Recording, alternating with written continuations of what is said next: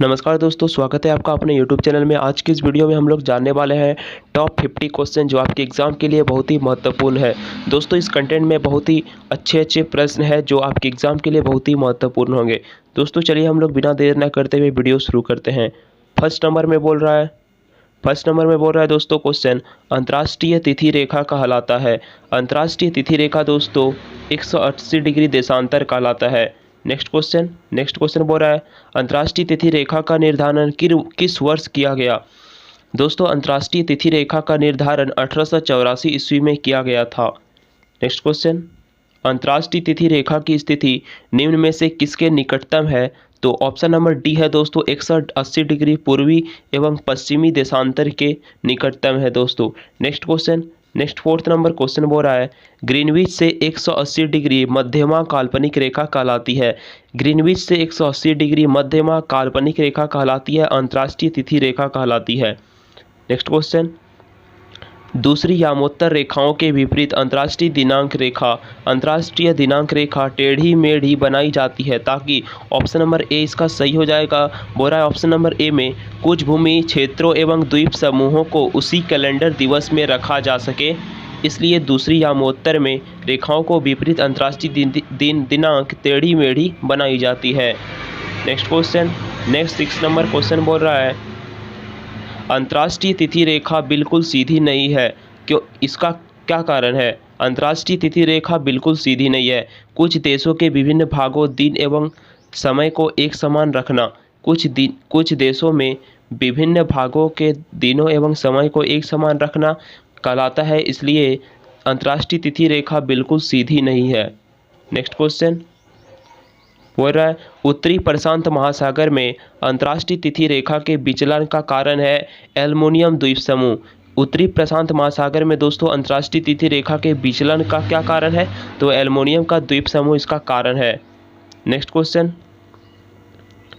बोल रहा है, यदि अंतर्राष्ट्रीय तिथि रेखा पर दिन के 12 बजे हो, यदि अंतर्राष्ट्रीय तिथि रेखा में दिन के 12 बजे हो तो उस समय भारत का मानक समय क्या होगा। भारत का मानक समय क्या होगा, तो शाम के 5:30 बजे होंगे, 5:30। नेक्स्ट क्वेश्चन, पृथ्वी को कितने समय कटिबंधों में बांटा जा सकता है। पृथ्वी को कितने समय कटिबंधों में बांटा जा सकता है, तो 24 भागों में बांटा जा सकता है, 24 कटिबंधों में बांटा जा सकता है दोस्तों। और अगले प्रश्न देखेंगे, भारत का परमाणिक समय किस देशांतर से लिया गया है। भारत का परमाणिक समय दोस्तों 121 डिग्री ईस्ट से लिया गया है।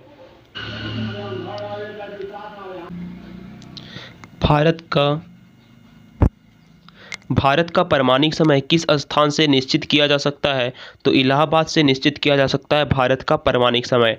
नेक्स्ट क्वेश्चन, ग्रीनविच माध्य समय GMT तथा भारतीय परमाणु समय IST के बीच समय अंतराल कितना है, तो 5 घंटे 30 मिनट समय अंतराल है इनके बीच। नेक्स्ट क्वेश्चन, निम्नलिखित में से किस स्थान का परमाणिक समय एवं स्थानीय समय लगभग एक समान है। किस स्थान का परमाणिक समय एवं स्थानीय समय लगभग एक समान है, वो नैनी स्थान है दोस्तों।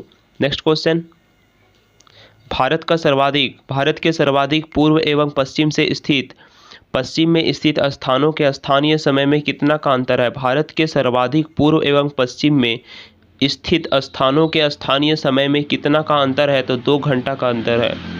नेक्स्ट क्वेश्चन, अंतर्राष्ट्रीय तिथि रेखा 180 डिग्री देशांतर से कितनी बार विचलित होती है, तो अंतर्राष्ट्रीय तिथि रेखा 180 डिग्री देशांतर से 4 बार विचलित होती है। नेक्स्ट क्वेश्चन, अंतर्राष्ट्रीय तिथि रेखा 180 डिग्री यामोत्तर से कितने अंतर करती है। यामोत्तर से अंतर करती है जिसमें कि वह एक ही प्रशासन के अंतर्गत द्वीप समूह को विभाजित न करे। Option number A is the right answer. Next question बोल रहा है, यदि किसी स्थान का स्थानीय मानक समय ग्रीनविच समय से 12 घंटे आगे है तो वह स्थान कहाँ स्थित होगा, तो वो 180 डिग्री ईस्ट में स्थित होगा। नेक्स्ट क्वेश्चन, ग्रीनविच पर समय मध्यमा 12 बजे हो 50 पूर्वी देशांतर पर स्थित एक स्थान पर समय क्या होगा, तो शाम के 3:20 होंगे। नेक्स्ट क्वेश्चन, यदि ग्रीनविच 0 डिग्री देशांतर पर रात्रि के 12 बजे हो तो 30 डिग्री पूर्वी देशांतर पर स्थित काहिरा में कितना समय होगा? काहिरा में क्या समय होगा? तो रात्रि के दोस्तों 2 बजे होंगे इसमें, काहिरा में। नेक्स्ट क्वेश्चन, पृथ्वी पर दो स्थानों की स्थिति के अनुदैर्ध्य का अंतर 15 डिग्री है तो स्थानीय समय में कितना का अंतर होगा? स्थानीय समय में कितना का अंतर होगा? तो 1 घंटे का अंतर होगा। 21 नंबर क्वेश्चन, यदि दो स्थानों के बीच समय में अंतर 2 घंटे 20 मिनट का है तो देशांतर में अंतर कितने का होगा? तो 35 डिग्री का होगा। यदि दो स्थानों के बीच समय में अंतर 2 घंटे 20 मिनट का होगा तो देशांतर में अंतर 35। 22 नंबर प्रश्न बोल रहा है, अंतर्राष्ट्रीय दिनांक रेखा कहाँ से होकर गुजरती है? दोस्तों अंतर्राष्ट्रीय तिथि रेखा 180 डिग्री देशांतर से होकर गुजरती है। और नेक्स्ट क्वेश्चन बोलते हैं, ग्रीनविच किस देश में है? दोस्तों ग्रीनविच यूके में है, यूनाइटेड किंगडम। नेक्स्ट क्वेश्चन, एक देशांतर को पार करने में दो स्थानों के स्थानीय समय के बीच क्या अंतर होता है? दोस्तों अगर एक देशांतर को पार करने में दो स्थानों के बीच स्थानीय समय 4 मिनट के बीच का अंतर होता है। नेक्स्ट क्वेश्चन, अंतर्राष्ट्रीय तिथि रेखा के संबंध में निम्न में से कौन सा कथन असत्य है, कौन सा कथन गलत है? तो अंतर्राष्ट्रीय तिथि रेखा के संबंध में ऑप्शन नंबर सी बोल रहा है 75 डिग्री उत्तरी अक्षांश पर यह रेखा पश्चिमी की ओर मुड़ गई है। तो ये ऑप्शन नंबर ये तो गलत बोल रहा है। तो कौन सा असत्य है? तो सी नंबर असत्य है। That is the right answer of C. किसी एक क्षण निम्नलिखित नगरों में से किस एक घड़ी का समय अन्य 3 नगरों की घड़ी के समयों के समान नहीं होता? किसी एक क्षण निम्नलिखित नगरों में से एक में घड़ी का समय अन्य 3 नगरों की घड़ी के समयों के समान नहीं होता। तो आदिस अबाबा जो इथोपिया है, ये इसका option number C is the right answer हो जाएगा। नेक्स्ट क्वेश्चन बोल रहा है, जब ग्रीनविच मध्यमा एक जगह का स्थानीय समय 5 बजे शाम हो तो निम्नांकित में से यह कौन सा यामोत्तर है जिस पर उपयुक्त जगह अवस्थित है? तो 75 डिग्री दोस्तों पूर्व में है, ये option number is the right answer. Next question, Cairo का समय ग्रीनविच से 2 घंटा आगे है, अतः यह स्थित कहाँ पे है? तो 30 डिग्री देशांतर पर स्थित है। बी इसका सही आंसर हो जाएगा। और चलिए आगे बढ़ते हैं।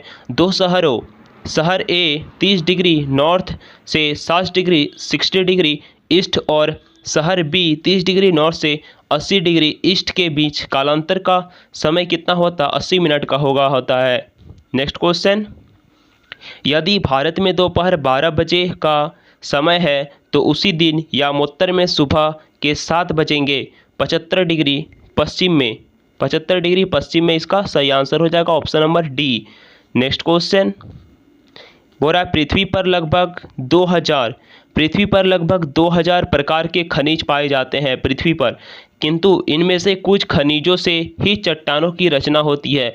इन खनिजों की संख्या कितनी है? तो दोस्तों कुछ खनिज से चट्टान का निर्माण होता है, तो और वह खनिज की संख्या 20 है।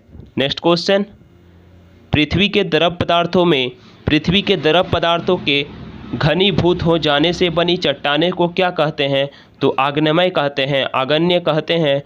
ए इसका सही आंसर हो जाएगा। नेक्स्ट क्वेश्चन, निम्नलिखित में से किसे प्राथमिक चट्टानों की श्रेणी में रखा जाता है? तो आग्नेय चट्टानों को प्रथम श्रेणी में रखा जाता है। ए इसका सही आंसर हो जाएगा। नेक्स्ट क्वेश्चन, आग्नेय शैली कहलाती है तो मौलिक सेल कहलाती है आग्नेय सेल। नेक्स्ट क्वेश्चन दोस्तों बहुत ही महत्वपूर्ण सवाल है दोस्तों, इस चैनल को प्लीज़ सब्सक्राइब कीजिएगा और इस कंटेंट को लाइक कर इसे पढ़ते रहिए। निर्माण की दृष्टि से निम्न में से कौन सी चट्टान सर्वाधिक प्राचीन है? निर्माण की दृष्टि से हो रहा है, निम्न में से कौन सी चट्टान है जो सर्वाधिक प्राचीन है? तो आग्नेय चट्टान है दोस्तों जो सर्वाधिक प्राचीन कहा जाता है इसे। और आग्नेय चट्टान बनती है गर्म लावा के ठंडे होने से। आग्नेय चट्टान कैसे बनती है? गर्म जो लावा होते हैं उसके ठंडे होने से आग्नेय चट्टान की निर्माण होती है। नेक्स्ट क्वेश्चन, मोह स्केल से निम्नलिखित में से किसका मापन किया जाता है? तो चट्टानों की कठोरता का मापन किया जाता है मोह स्केल से। नेक्स्ट क्वेश्चन, ग्रेनाइट की गणना किस प्रकार चट्टानों से की जाती है? दोस्तों ग्रेनाइट की गणना किस प्रकार की चट्टानों से की जाती है? तो अधिवितलीय या प्लूटोनिक की चट्टानों से की जाती है ग्रेनाइट की गणना ऐसे चट्टानों से की जाती है। और नेक्स्ट क्वेश्चन, आग्नेय चट्टान के संबंध में निम्नलिखित में से कौन सा कथन असत्य है? तो इन चट्टानों में जॉइंट पाए जाते हैं, तो इन चट्टानों में जॉइंट पाए जाते हैं, ये गलत है। इन आग्नेय चट्टानों में दोस्तों जॉइंट नहीं पाए जाते हैं, तो ऑप्शन नंबर डी इसका गलत आंसर हो जाएगा। नेक्स्ट क्वेश्चन, जो सेल शेष अन्य से भिन्न है वो कौन सा सेल है? तो वो ग्रेनाइट सेल है। नेक्स्ट क्वेश्चन, भूगर्भ में विशाल आकार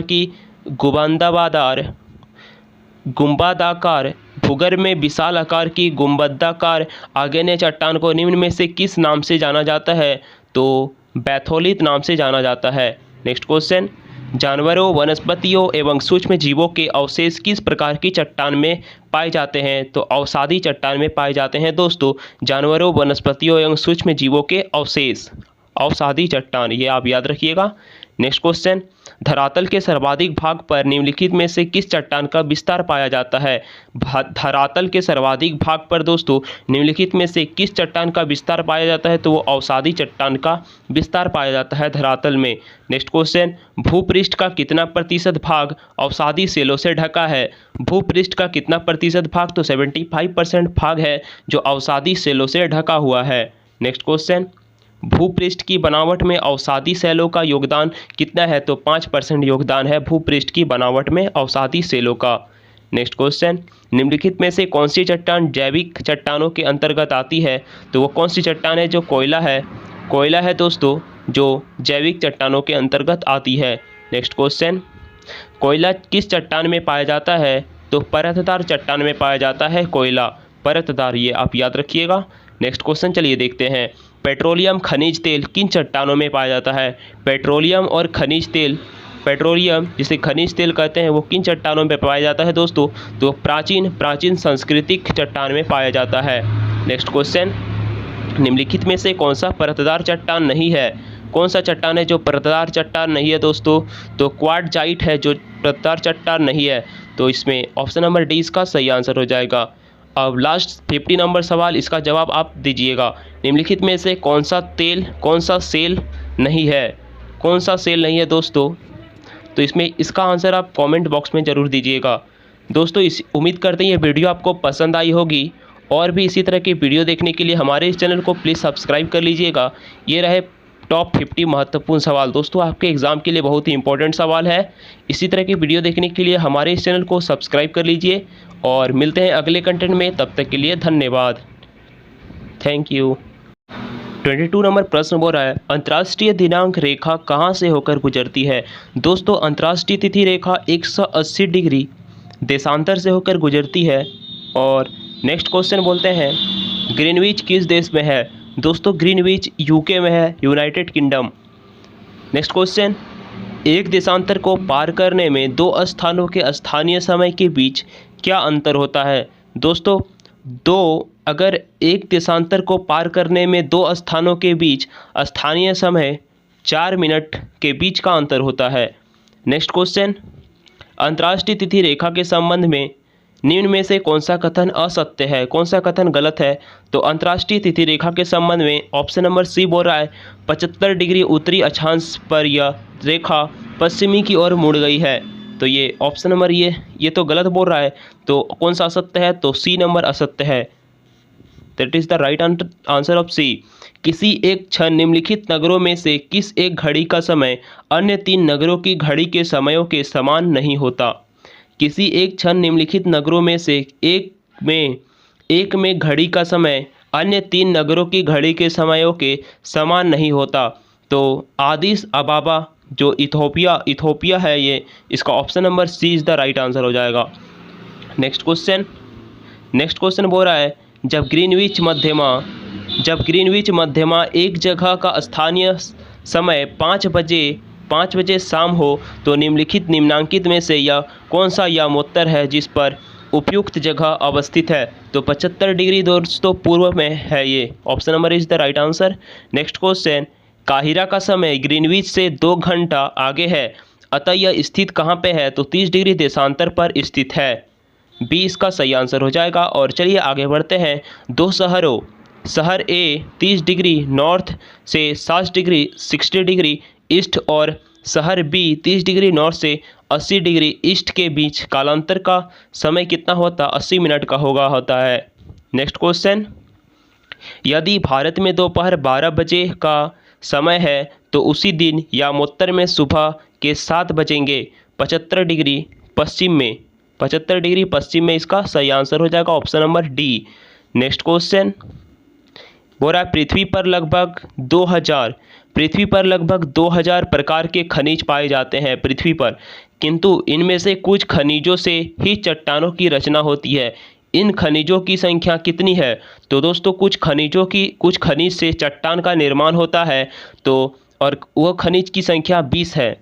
नेक्स्ट क्वेश्चन, पृथ्वी के द्रव पदार्थों के घनीभूत हो जाने से बनी चट्टाने को क्या कहते हैं? तो आग्नेय कहते हैं। ए इसका सही आंसर हो जाएगा। नेक्स्ट क्वेश्चन, निम्नलिखित में से किसे प्राथमिक चट्टानों की श्रेणी में रखा जाता है? तो आग्नेय चट्टानों को प्रथम श्रेणी में रखा जाता है। ए इसका सही आंसर हो जाएगा। नेक्स्ट क्वेश्चन, आग्नेय शैली कहलाती है तो मौलिक शैल कहलाती है आग्नेय शैल। नेक्स्ट क्वेश्चन दोस्तों बहुत ही महत्वपूर्ण सवाल है दोस्तों, इस चैनल को प्लीज़ सब्सक्राइब कीजिएगा और इस कंटेंट को लाइक कर इसे पढ़ते रहिए। निर्माण की दृष्टि से निम्न में से कौन सी चट्टान सर्वाधिक प्राचीन है? निर्माण की दृष्टि से हो रहा है निम्न में से कौन सी चट्टान है जो सर्वाधिक प्राचीन है? तो आग्नेय चट्टान है दोस्तों जो सर्वाधिक प्राचीन कहा जाता है इसे। और आग्नेय चट्टान बनती है गर्म लावा के ठंडे होने से। आग्नेय चट्टान कैसे बनती है? गर्म जो लावा होते हैं उसके ठंडे होने से आग्नेय चट्टान की निर्माण होती है। नेक्स्ट क्वेश्चन, मोह से स्केल से निम्नलिखित में से किसका मापन किया जाता है? तो चट्टानों की कठोरता का मापन किया जाता है मोह स्केल से। नेक्स्ट क्वेश्चन, ग्रेनाइट की गणना किस प्रकार चट्टानों से की जाती है? दोस्तों ग्रेनाइट की गणना किस प्रकार की चट्टानों से की जाती है? तो अधिवितलीय या प्लूटोनिक की चट्टानों से की जाती है ग्रेनाइट की गणना ऐसे चट्टानों से की जाती है। और नेक्स्ट क्वेश्चन, आग्नेय चट्टान के संबंध में निम्नलिखित में से कौन सा कथन असत्य है? तो इन चट्टानों में जॉइंट पाए जाते हैं, ये गलत है। आग्नेय चट्टानों में दोस्तों जॉइंट नहीं पाए जाते हैं, तो ऑप्शन नंबर डी इसका गलत आंसर हो जाएगा। नेक्स्ट क्वेश्चन, जो सेल शेष अन्य से भिन्न है वो कौन सा सेल है? तो वो ग्रेनाइट सेल है। नेक्स्ट क्वेश्चन, भूगर्भ में विशाल आकार की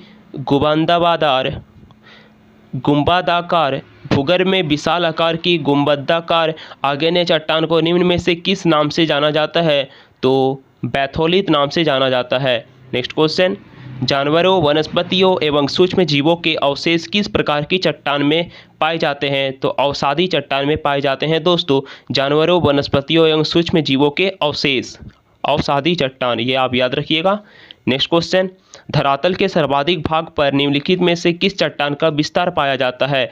धरातल के सर्वाधिक भाग पर दोस्तों निम्नलिखित में से किस चट्टान का विस्तार पाया जाता है? तो वो अवसादी चट्टान का विस्तार पाया जाता है धरातल में।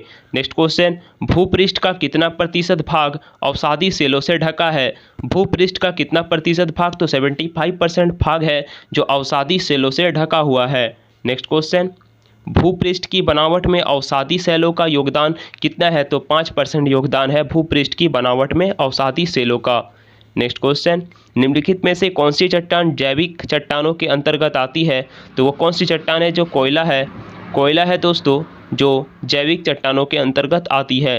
नेक्स्ट क्वेश्चन, कोयला किस चट्टान में पाया जाता है? तो परतदार चट्टान में पाया जाता है कोयला, परतदार, ये आप याद रखिएगा।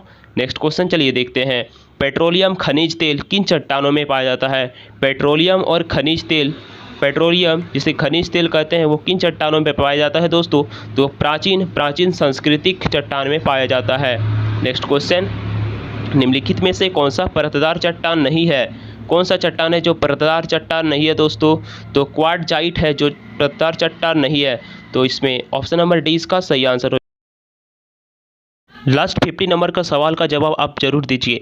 निम्नलिखित में से कौन सा सेल है? दोस्तों ABCD में आपको बताना है कौन सा सेल है, तो आप इसका जवाब कमेंट्स बॉक्स में ज़रूर दीजिएगा, हम आपका इंतज़ार करेंगे। दोस्तों इसी तरह के वीडियो आप देखने के लिए हमारे इस चैनल को प्लीज़ सब्सक्राइब कर लीजिए। उम्मीद करते हैं ये वीडियो आपको पसंद आई होगी, और भी इसी तरह की वीडियो देखने के लिए हमारे इस चैनल को सब्सक्राइब कर लीजिए। और दोस्तों लास्ट जाते जाते इस चैनल को, इस कंटेंट को लाइक करिएगा। धन्यवाद, मिलते हैं अगले कंटेंट में।